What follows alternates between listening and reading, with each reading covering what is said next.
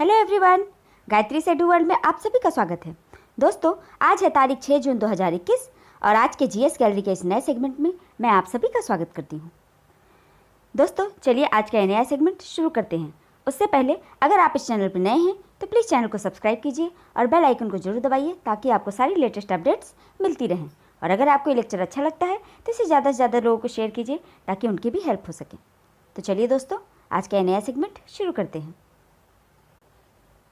तो आज के सेगमेंट में जो हमारा पहला प्रश्न है वो है, निम्नलिखित में से प्रिंसिपल ऑफ पॉलिटिकल इकोनॉमी के लेखक कौन है? Who among the following is the author of principles of political economy? Option A Milton Friedman, option B John Stuart Mill, option C Joseph Schumpeter, option D David Ricardo. तो चलिए आप इसका answer दीजिए।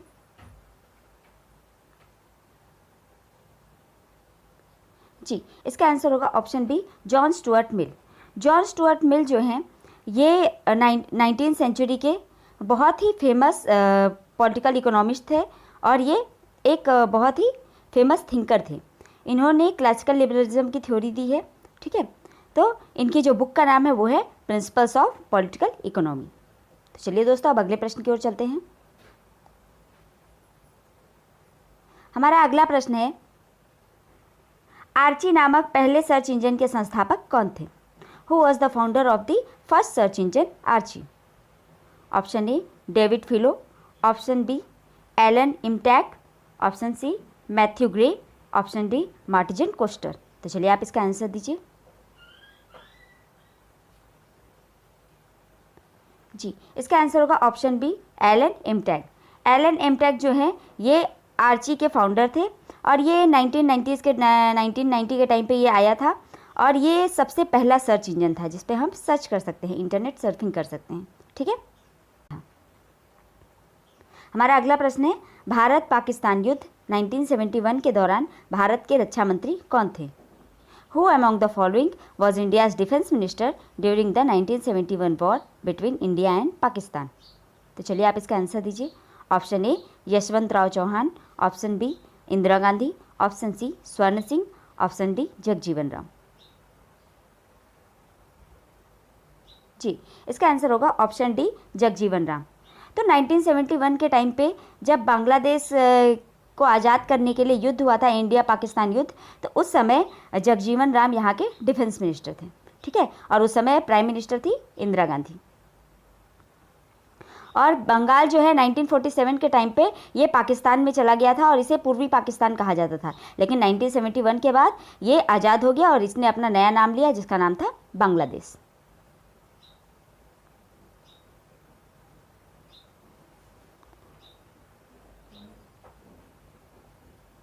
हमारा अगला प्रश्न है, छत्तीसगढ़ अपनी सीमा किसके साथ साझा नहीं करता है? Option A Paschim Bangal, option B Uttar Pradesh, option C Madhya Pradesh, option D Telangana. हमारा अगला प्रश्न है, छत्तीसगढ़ अपनी सीमा किसके साथ साझा नहीं करता है? Chhattisgarh does not share its boundary with. Option A West Bengal, option B Uttar Pradesh, option C Madhya Pradesh, option D Telangana. तो चलिए आप इसका आंसर दीजिए। जी, इसका आंसर होगा option A West Bengal. Chhattisgarh जो है वो वेस्ट बंगाल के साथ अपनी बाउंड्री शेयर नहीं करता है। अब चलिए छत्तीसगढ़ के बारे में कुछ फैक्ट जान लेते हैं। छत्तीसगढ़ जो है ये भारत के मिडिल में पड़ता है, मतलब मध्य भारत का एक राज्य है जो कि मध्य प्रदेश से अलग हुआ था 2000 के टाइम पे। छत्तीसगढ़ जो है ये अपना बॉर्डर शेयर करता है मध्य प्रदेश, झारखंड, उत्तर प्रदेश, उड़ीसा, आंध्र प्रदेश, तेलंगाना और महाराष्ट्र। तो इतने राज्यों से ये अपनी बॉर्डर शेयर करता है, लेकिन पश्चिम बंगाल जो है पश्चिम बंगाल से बॉर्डर शेयर नहीं करता है।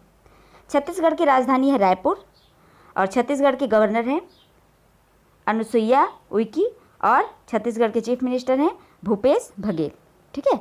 भूपेश बघेल जो है ये यहाँ के चीफ मिनिस्टर है और अनुसुईया उइके यहाँ की गवर्नर है। हमारा अगला प्रश्न है, मानव शरीर की सबसे लंबी हड्डी कौन सी है? Which is the longest bone of human body? Option A radius, option B ulna, option C tibia, option D femur. तो चलिए आप इसका आंसर दीजिए। जी, इसका आंसर होगा ऑप्शन डी फीमार। फीमार जो है मानव शरीर की सबसे लंबी हड्डी है। ये जो है ये थाई की हड्डी होती है, जांघों की हड्डी होती है। इसके अलावा रेडियस और अल्ना ये दोनों हड्डियाँ जो हैं ये हाथ की हड्डियाँ होती हैं, और टीबिया जो है ये भी पैर की हड्डी होती है। तो चलिए इस इमेज में देख लेते हैं। ये देखिए, ये है आपके हाथ की हड्डी रेडियस और अल्ना, ठीक है। रेडियस और अल्ना दोनों पैरेलल होती हैं और ये हाथ में होती हैं। ये है फीमार जो कि जांघ की हड्डी होती है, और टीबिया जो है ये पैर की हड्डी होती है। इसके अलावा जो घुटनों पे होती है इसको पटेला कहा जाता है, और टिबिया के पैरेलल जो होती है इसे फिबुला कहा जाता है, ठीक है। और सबसे बड़ी हड्डी होगी फीमार। हमारा अगला प्रश्न है, सोवियत संघ कौन से वर्ष में टूटा था? Soviet Union was disintegrated in option A 1880, option B 1900, option C 2000, option D 1991। तो चलिए आप इसका आंसर दीजिए। जी, सोवियत यूनियन का विघटन हुआ था ऑप्शन डी 1991 में। 1991 में सोवियत यूनियन जो है कोल्ड वॉर के बाद सोवियत यूनियन काफ़ी कमज़ोर पड़ गया था, और यहाँ पे जो है यहाँ की गवर्नमेंट जो थी वो भी अनस्टेबल हो गई थी। उस समय यहाँ के प्रेसिडेंट थे मिखाइल गोर्बाचेव, और ये 15 स्टेट्स में इसको तोड़ दिया गया था, ठीक है। इसको डिसइंटीग्रेट कर दिया गया था, और अभी जो रशिया देखते हैं ये उसका एक पार्ट भर है। तो 15 स्टेट्स में इसको डिसइंटीग्रेट कर दिया गया था, और उस समय यूएस के प्रेसिडेंट थे WH बुश।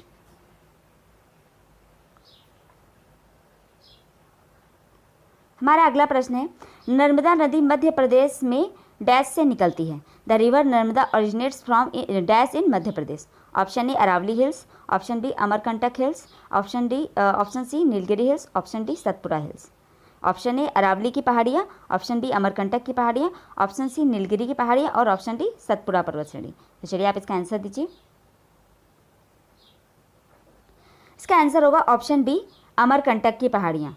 नर्मदा नदी अमरकंटक की पहाड़ियों से निकलती है, जो कि अभी मध्य प्रदेश में पड़ता है, और अमरकंटक की पहाड़ी से और एक नदी निकलती है सोन, ठीक है, जो कि बिहार से होके जाती है, तो उत्तर की तरफ ये प्रवाहित होती है सोन नदी। ये भी अमरकंटक की पहाड़ियों से भी निकलती है, ठीक है, अमरकंटक की पहाड़ियों से ही निकलती है।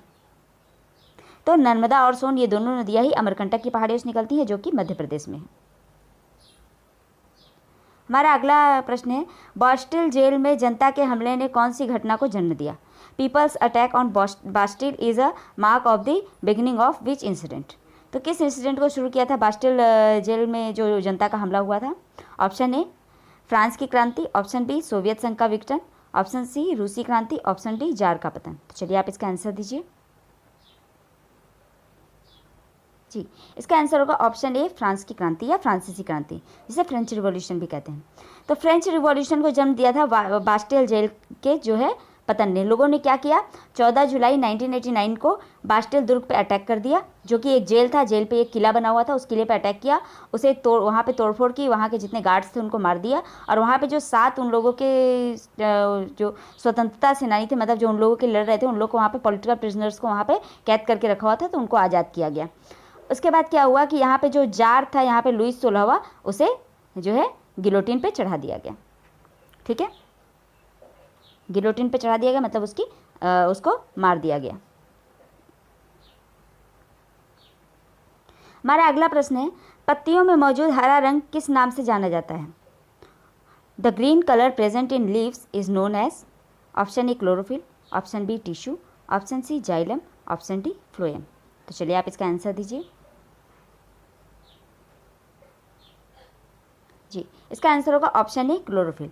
पत्तियों में मौजूद जो हरा रंग होता है वो क्लोरोफिल के नाम से जाना जाता है, और ये मीसोसोम, पत्तों के मीसोसोम पार्ट में ये क्लोरोफिल पाया जाता है। तो पत्तों का हरा रंग होता है क्लोरोफिल के कारण, और क्लोरोफिल जो होता है ये प्रकाश संश्लेषण की क्रिया में हेल्प करता है, प्रकाश की किरणों को ऑब्जर्व करके, ठीक है, यहाँ से एब्जॉर्ब करता है, और यहीं पर जो है पौधों का भोजन बनता है। तो क्लोरोफिल के कारण बनता है पौधों की पत्तियों में पौधों का भोजन, और जो कि जाइलम के द्वारा सारे पोषक पदार्थ लाए जाते हैं, और फ्लोएम के द्वारा ये भोजन जो है पौधों के विभिन्न अंगों में जो है भेज दिया जाता है, ठीक है। तो क्लोरोफिल का काम क्या है? क्लोरोफिल का काम यही है, प्रकाश संश्लेषण की क्रिया में हेल्प करना। हमारा अगला प्रश्न है, भारतीय अर्थव्यवस्था का प्राथमिक क्षेत्र कौन सा है?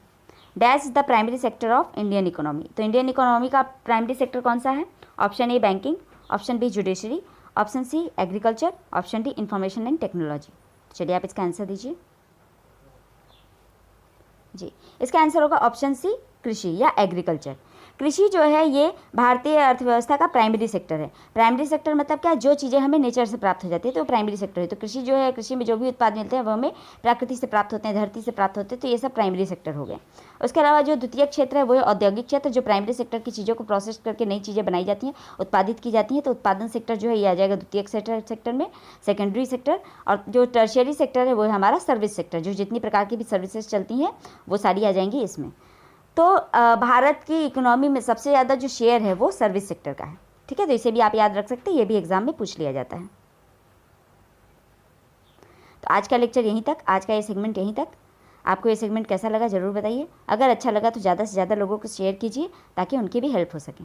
मिलते हैं अगले सेगमेंट में, तब तक के लिए नमस्ते, थैंक यू, जय हिंद।